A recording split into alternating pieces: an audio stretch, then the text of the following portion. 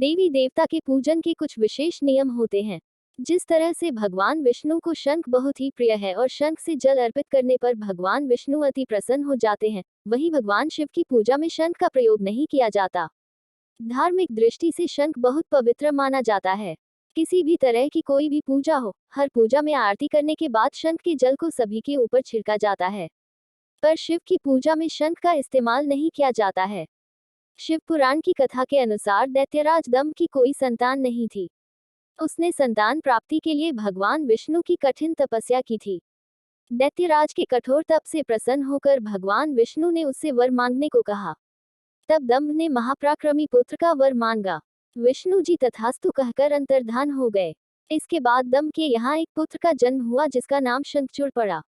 शंखचूड़ ने पुष्कर में ब्रह्मा जी को खुश करने के लिए घोर तप किया। तप से प्रसन्न होकर ब्रह्मदेव ने वर मांगने के लिए कहा, तो शंखचूड़ ने वर में मांगा कि वो देवताओं के लिए अजेय हो जाए। ब्रह्मा जी ने तथास्तु कहकर उसे श्री कृष्ण कवच दे दिया। इसके बाद ब्रह्मा जी ने शंखचूड़ की तपस्या से प्रसन्न होकर उसे धर्मध्वज की कन्या तुलसी से विवाह करने की आज्ञा देकर अंतर्धान हो गए।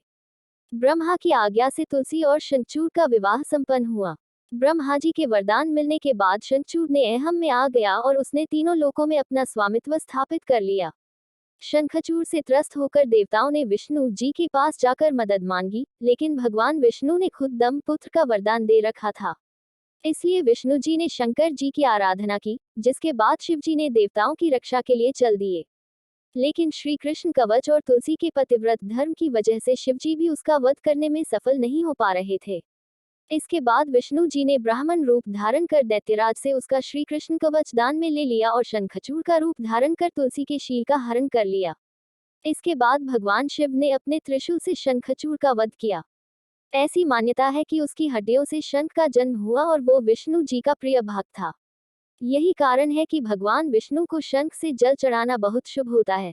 जबकि भगवान शंकर ने उसका वध किया था, इसलिए शंकर जी की पूजा में शंख का प्रयोग करना वर्जित है।